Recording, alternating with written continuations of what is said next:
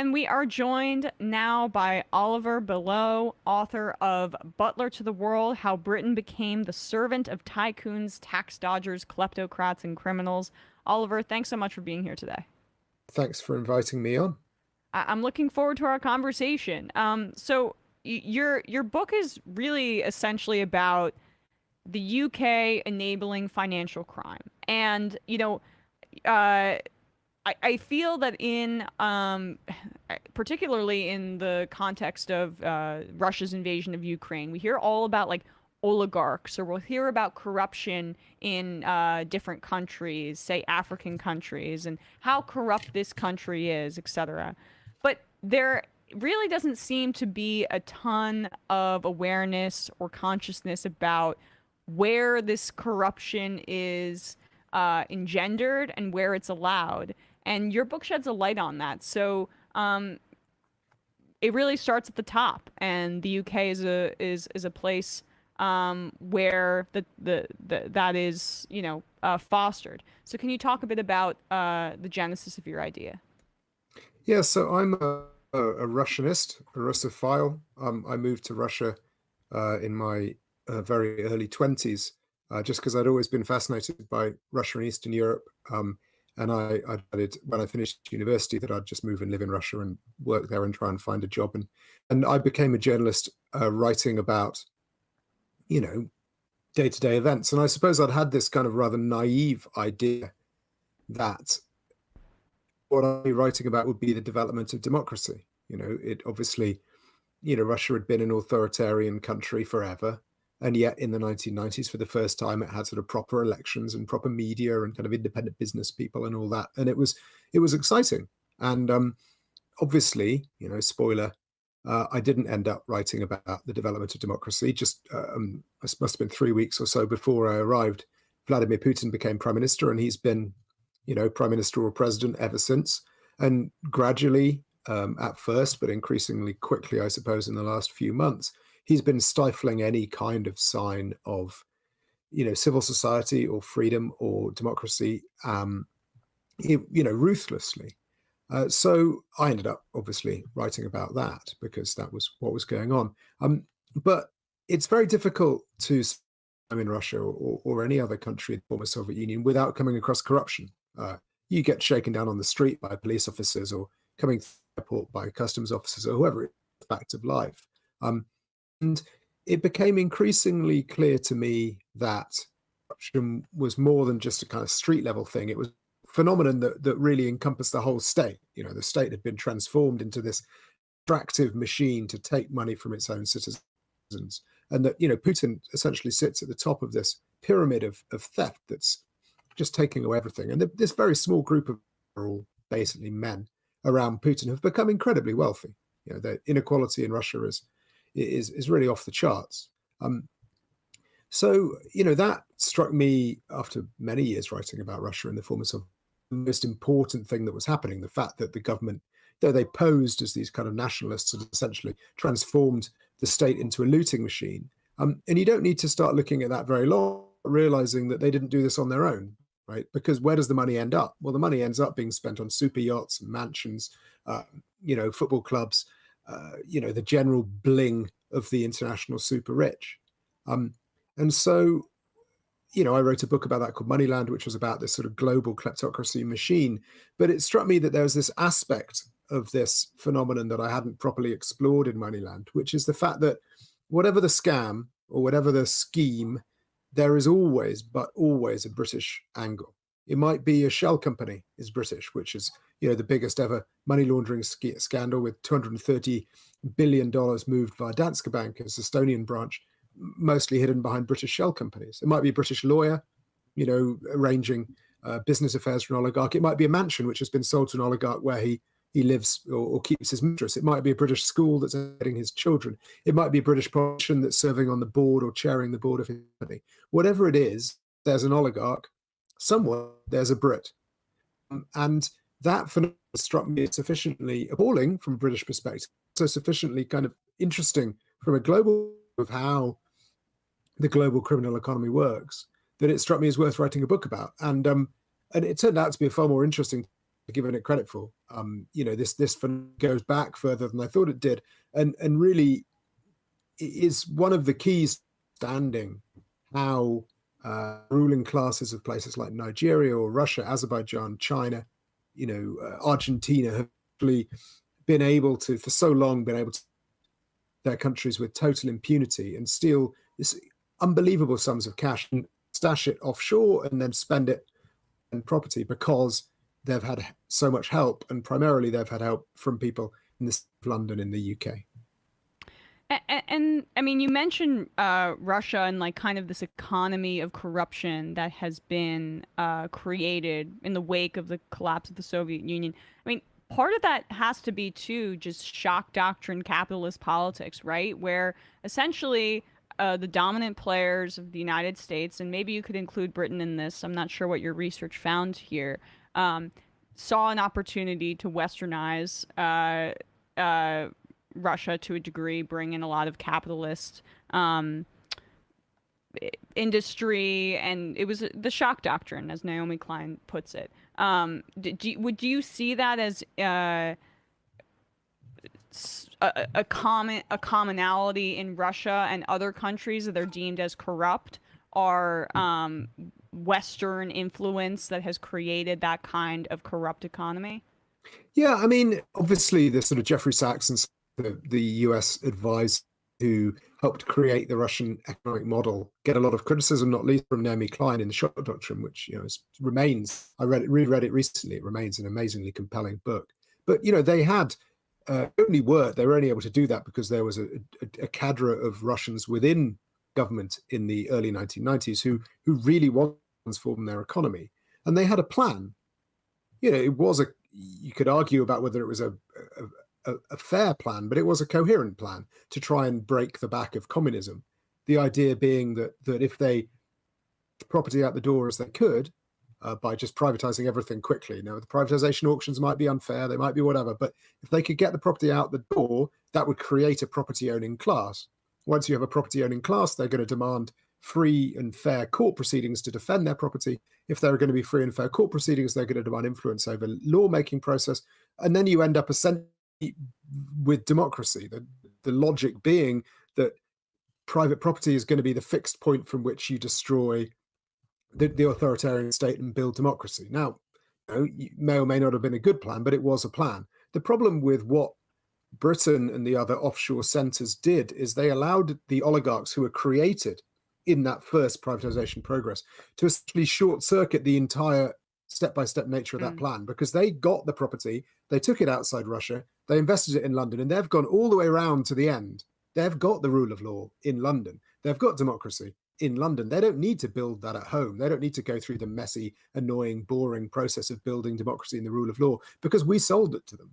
So essentially what you ended up with, because of the role of London, particularly London, I mean, Switzerland, the US, some other places had a go, but London was really the driver when it came to accepting Russian wealth, is what it did is it allowed the oligarchs who'd got this money, these rigged privatization, to sidestep the entire Russian political legal process, to put their money in London and then essentially to become colonies of their own nation, because they use their offshore power and offshore to predate on people in their own, because they didn't care anymore about the courts. They didn't care if the courts were fair or not, because they were just using them as weapons against other people. They weren't themselves, because their wealth was outside the country.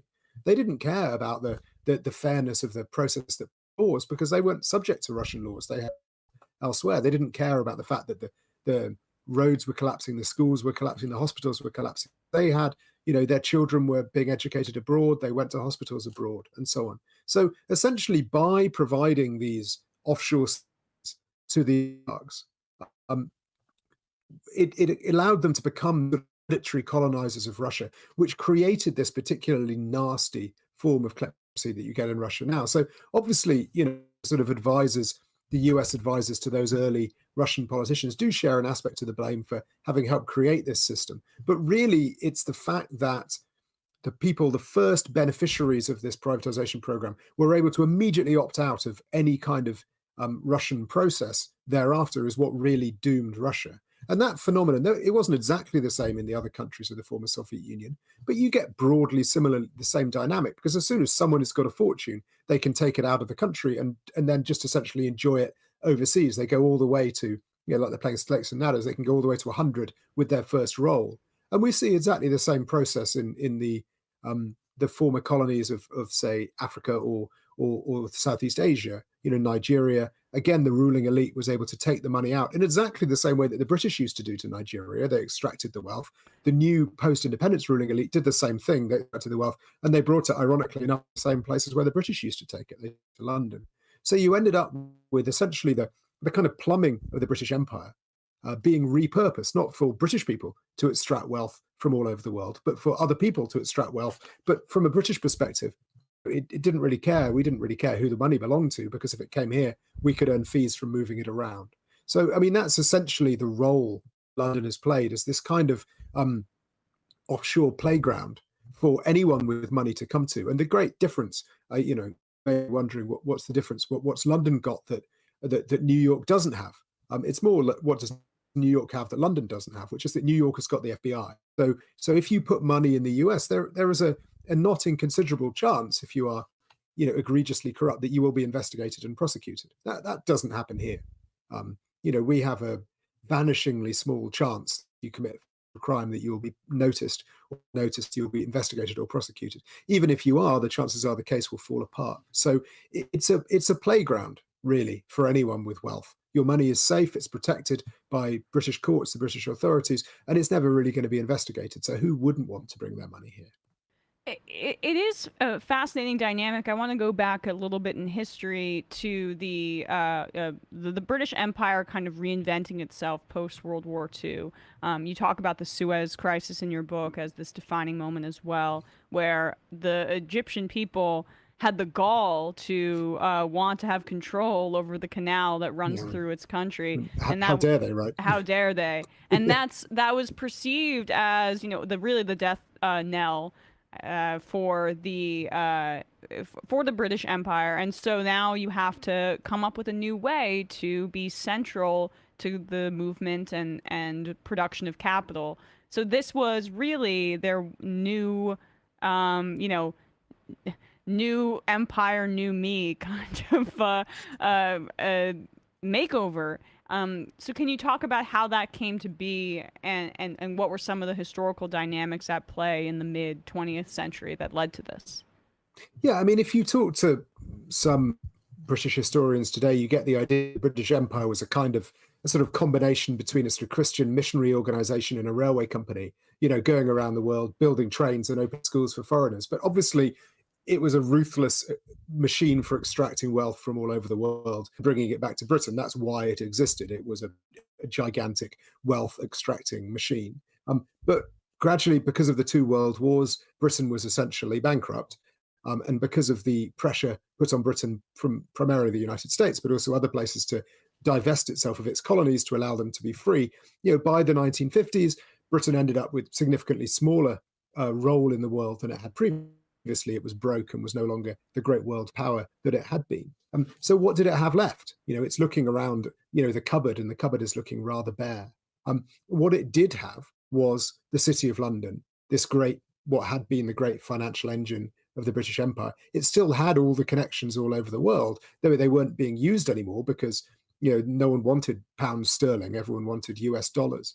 So essentially, some very enterprising bankers in the City of London, and this is initially entirely by accident, it was an entirely accidental trade, realized that if they were to stop using pounds sterling, stop banking with pounds sterling in London, and instead bank with US dollars, then they got to exploit simultaneously the worldwide network that was left over from British Empire and the vitality of the dollar, without any regulations at all, because they weren't using pounds, British regulations didn't apply. British regulations only applied to transactions in pounds. And because they weren't operating in the United States, US regulations apply. And at the time, in the immediate post-war years, there were some really quite restrictions on moving money around. In US law, there was a limit on how much interest you could charge if you lent someone money.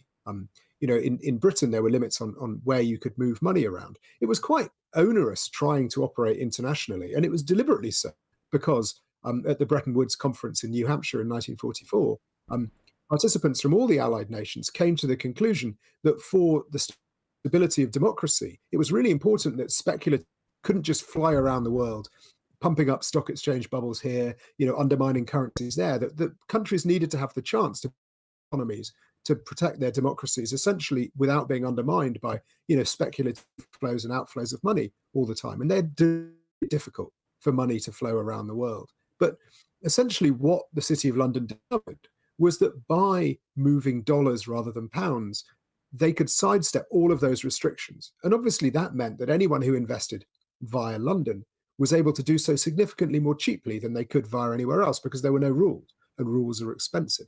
And so people, and obviously this became discovered very quickly, not just to British banks, but also to foreign banks. So American banks, European banks, Japanese banks, they all opened branches in the City of London just so they could take advantage of this absurdly easy to use loophole. And what that meant was speculative money could move around the world once more. People could invest it wherever they wanted, and they could start, stoking stock exchange bubbles, stoking inflation, doing all the things that they used to be able to do in the bad old days that led, to the Great Depression and the Second World War, which is why we ended up with a global economy that looks exactly the same as it did before. Or why this wonderful Bretton Woods system, which worked very well for the short period of time it lasted, why it collapsed, because essentially the City of London provided a loophole which allowed the speculators, the world's owners of capital, to move money around, the undermine restrictions that have been put in place by democratic governments to try and stop them doing so. So this is when the City of London became this, what I call to the world, the servant to anyone with wealth.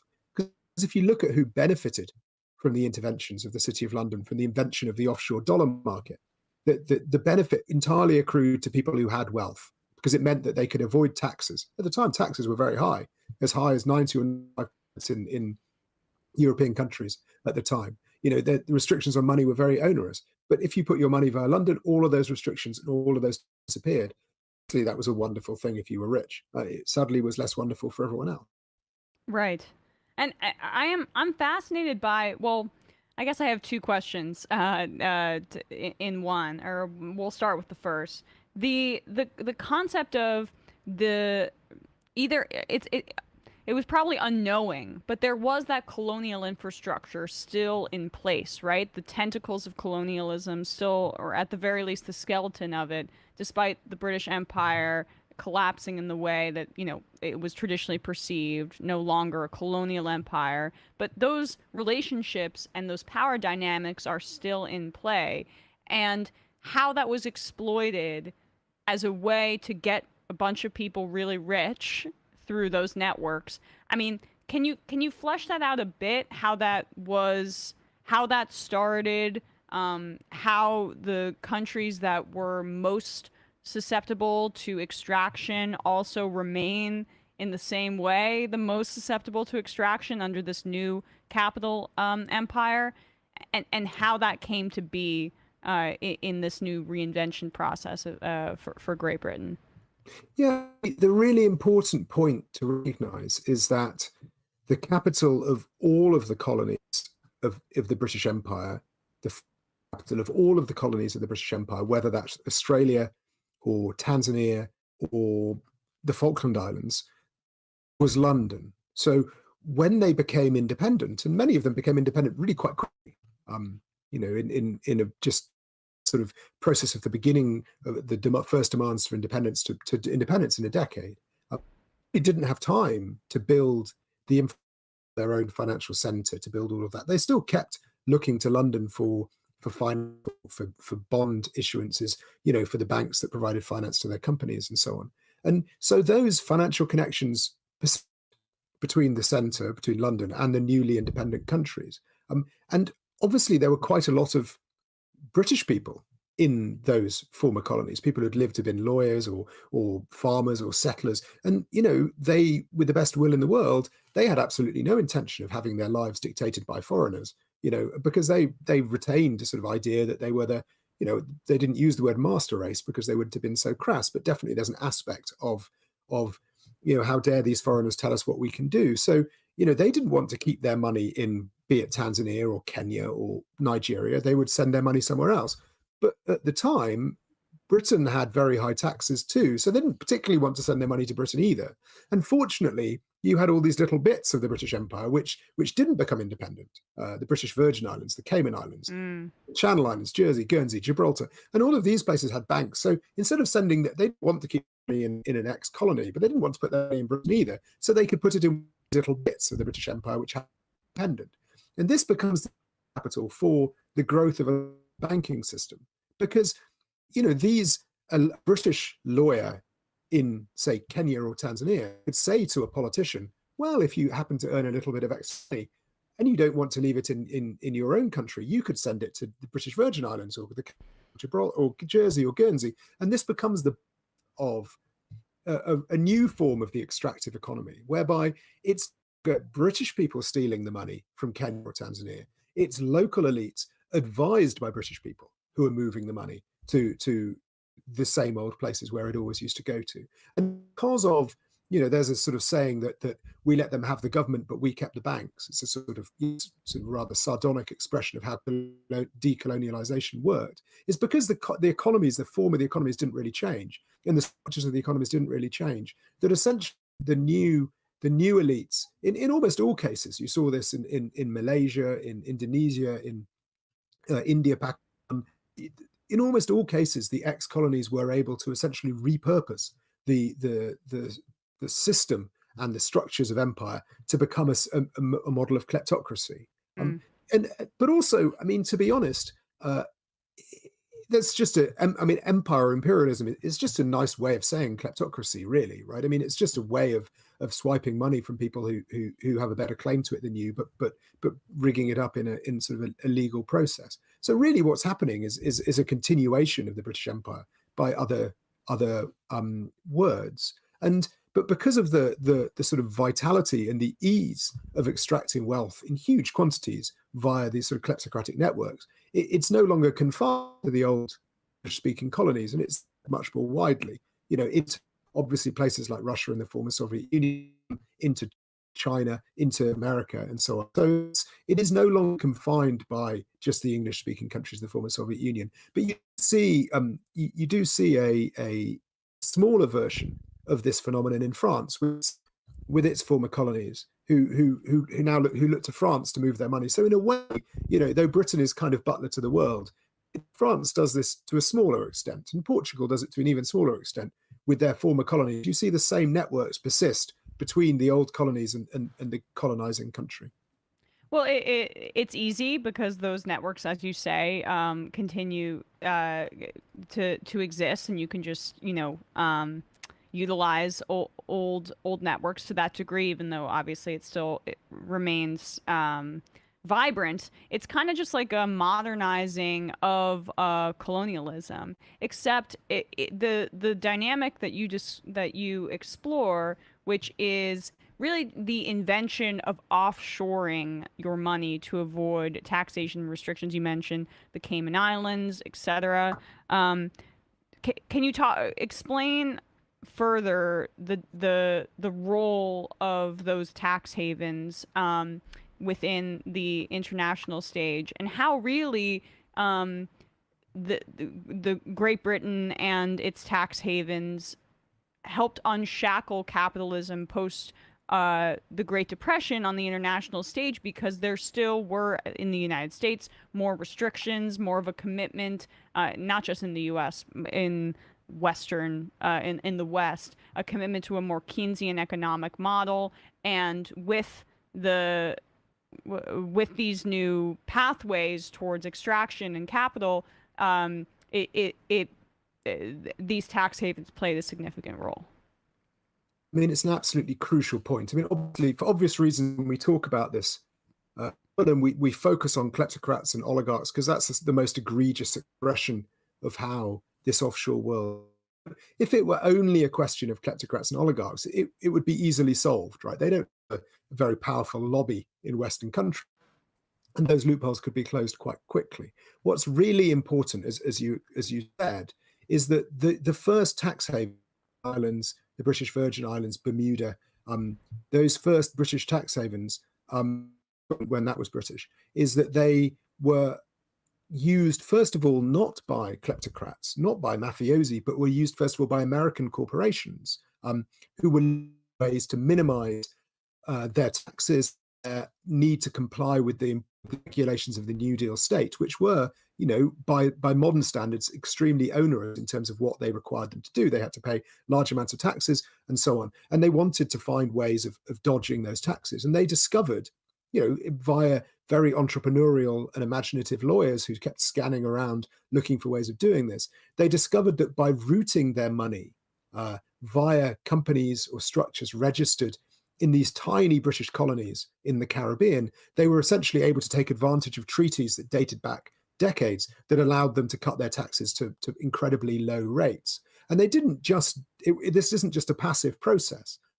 These lawyers would, in the case of the British Virgin Islands in particular, would participate in the legislative process in the British Virgin Islands. So a New York lawyer and the Attorney General of the local government would be participating to write legislation between them, send legislation back and forth. It was perfectly crafted for the attorneys of the New York lawyers to make sure as widely and as expeditiously as possible. So the capital flow that we now see the huge tech companies doing, in particular, we've heard a lot about Apple moving money via in Jersey.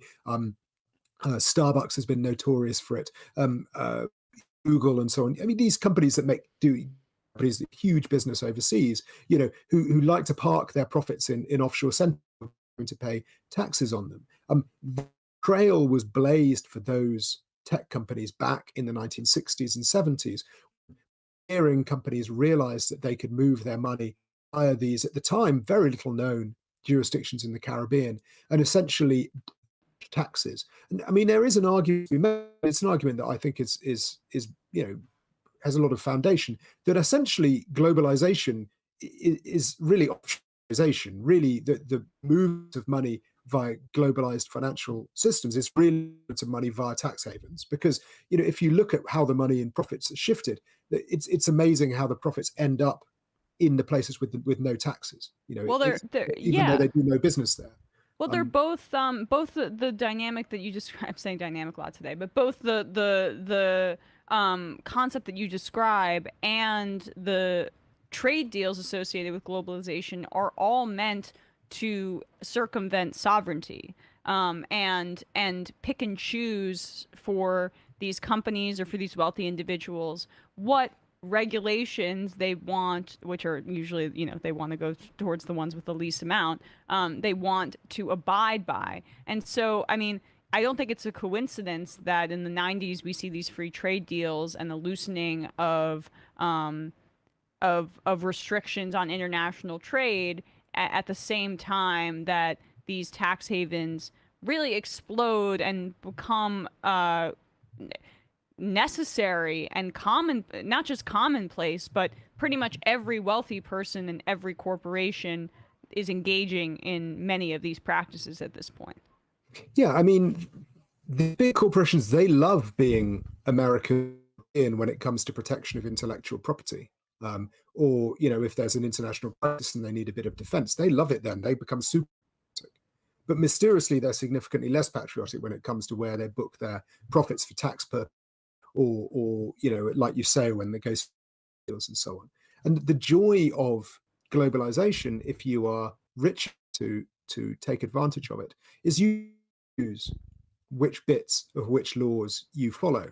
You can say, I'm American for intellectual property purposes. I'm American trade war between the US and China. But when it comes to paying taxes, I'm from Bermuda today, or if that loophole's closed, I'll be from Jersey tomorrow, or I'll be from Ireland. And yet that will be structured in such a way that though I'm domiciled in Ireland, mysteriously for tax purposes, I'm not anywhere. So that system, that offshore system, whereby anyone or any company that is sufficiently wealthy to hire the right advisors and to structure their assets internationally, that they are able to pick and choose which jurisdictions they follow the rules of. That is the offshore system that the City of London gave birth to in the 1950s, with those pioneering dollar-denominated trades in London, is the first manifestation of offshore. And it's really interesting if you look at why it's called offshore, because they needed a term, a legal concept for what was happening. And they turned to maritime law because what do you call it if you are out of reach of any country's jurisdiction? That's if you're out and there's no law. That's because you're out on the high seas. So essentially, what they thought of, they turned almost to a term from piracy, from the pirates in the Caribbean, was to say, well, if we're out of the reach of any earthly jurisdiction, then we're offshore. It's really interesting how, again, that turns back to the British Empire, because that's a British legal term that they repurpose to use to describe financial transactions. And it just keeps going back to the legacy of the financial structures of the British Empire, which were repurposed by some very skilled and imaginative lawyers and financiers to serve the needs of this new globalized economy. And also, what is disturbing and frustrating about how some times corruption is described on the international stage is that the countries that were most extracted during colonialism and the countries that don't have, the infrastructure in place to be deemed a player and the amount of money on the international stage, they're designated as the most corrupt countries in the world, where that's not necessarily true, right? It's like blaming it's flattening a power dynamic and blaming countries that don't have mechanisms to hide their corruption or to naturalize their corruption as the most corrupt, poorer countries, where these systems of corruption in Britain or in the United States are not necessarily designated as such. Can you talk a bit about that? Yeah, I couldn't agree more. It's a little bit, the way we discuss corruption is a little bit like talking opioid crisis and the users of opioids, the family or Purdue Pharma for having created OxyContin in the first place. There is a really alarming way that we have defined corruption as the bit of corruption that happens in foreign countries where, to be honest, let's be honest, black and brown people live. That's where corruption happens, and what happens in our countries, that's corruption. But it's an incredibly self-serving definition, and it goes. I mean, obviously, it's you see it in reports by NGOs like Transparency International, but it actually goes far further than that. When the Financial Action Task Force that sets international rules around money laundering, they will blacklist or greylist countries which aren't compliant. But the way that they do it is, and this has been demonstrated by academics from the Central Bank of the Bahamas, is essentially indistinguishable from racism. If it was explained by racism, then the same results would be what you'd end up with. So yeah, there is a total misunderstanding about how corruption works, about the complicity of international financial centers in corruption, about the fact that oligarchs wouldn't be corrupt without enablers. And our failure to talk about that means that we can't tackle the problem, because we are failing to diagnose a disease. And if you don't diagnose it, you can't cure it. So it's really what I try and do with my books is to try and explain what corruption actually is, to look at every stage of the transaction, not just the bribe that is being taken, but also how the bribe is being given. And lastly, I didn't really get too much into some of the specific examples that you give in your book, but there are a lot of great ones, and I'm sure you could have come up with many more. But you've visited the British Virgin Islands and you spoke with government officials there. In terms of their response, I mean, how would you characterize it? Is everybody getting rich, or do they, is there any understanding of the role that's played there? I'm just curious what your take is on it. It's really difficult for them to address what they're doing, because in the 70s, which is when the offshore economy began there, the British Virgin Islands were ludicrously poor, like incredibly poor, subsistence agriculture level poor. They had been neglected by the British state, which they're technically a colony, for 150, 200, forever, really. And they discovered their ability to earn money from selling shell companies. And so they went ahead with it. No one tried to stop them. There was no, pushback from London, by all means, carry on, sell shell companies, was more or less the response. And so now they have a relatively good standard of living. I mean, it is an unequal society, but generally speaking, compared to how it was, people are well off. People have cars, people have good houses, have supermarkets, and so on. It is a profitable, a prosperous looking Caribbean jurisdiction by the standards of all the other places I've been to.